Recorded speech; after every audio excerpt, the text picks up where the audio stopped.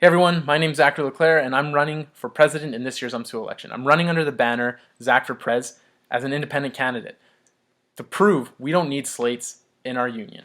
We can get rid of it, run independently on our own merit, and build more of a collaborative and representative agenda for each year.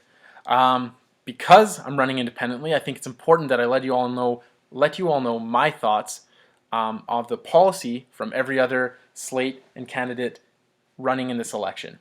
So this video is about Take Back UMSU.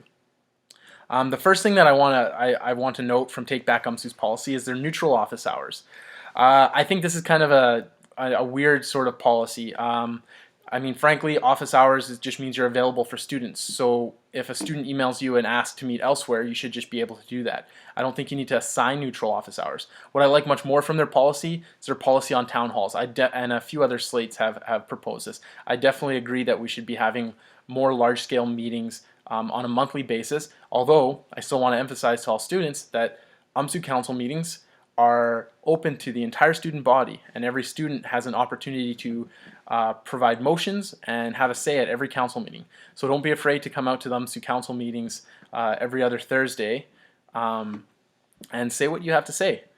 Another thing I have an issue with from Take Back is their suggestion for UMSU businesses to be run as nonprofit, or I'm assuming more as student services.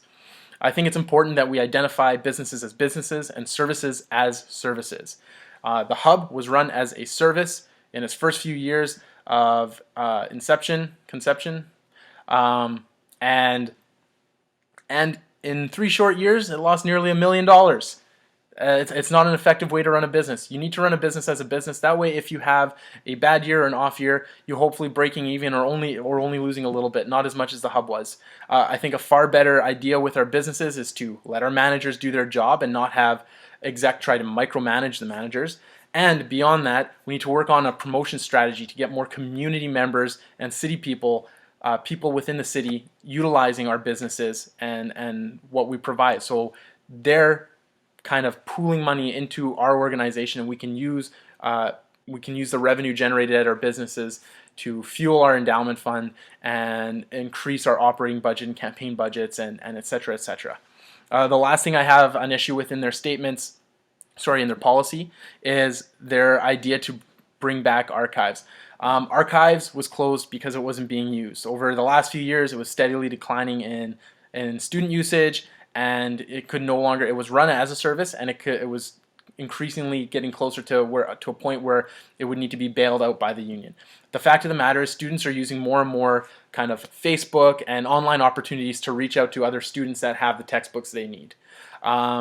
So I think a different suggestion would be, and I believe UMSU for You suggested it, is that we have a pop-up stand once a semester, or something along those lines, which the exec looked at, but it just wasn't achievable this year. With a summer to prepare, you could probably get the logistics ironed out. Or we build our own web platform for people to do the buy and sell, so it's managed more securely and people are held more accountable.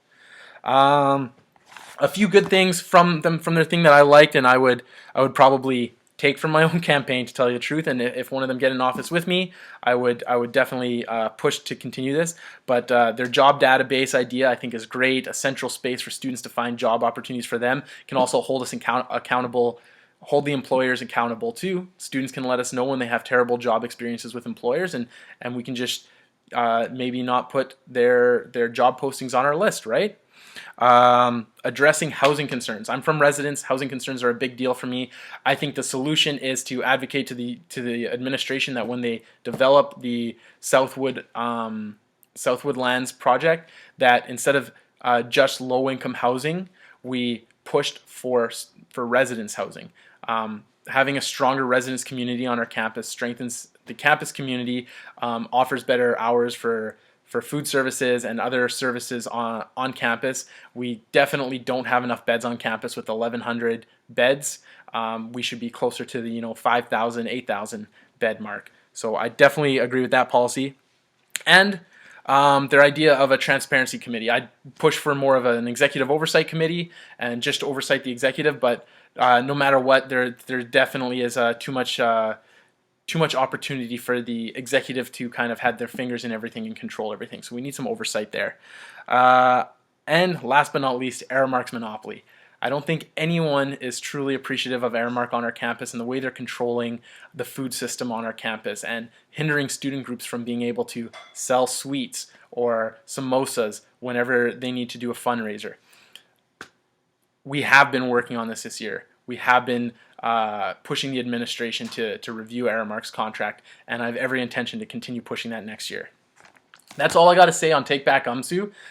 Thank you for listening in and getting some feedback from me on their policy. I hope this makes you think a little more moving forward as you get ready to vote in the election. Remember, visit my website, www.zachforpres.ca. That's ZACHFORPRES.ca. You can find a lot of my policy information there, a lot of information about the election in the media, and information about all the other slates, because I want you to be an educated voter when you vote on March 2nd, 3rd, and 4th. And I hope you vote for me, Zach for Prez, as the independent candidate in this election. Thank you very much.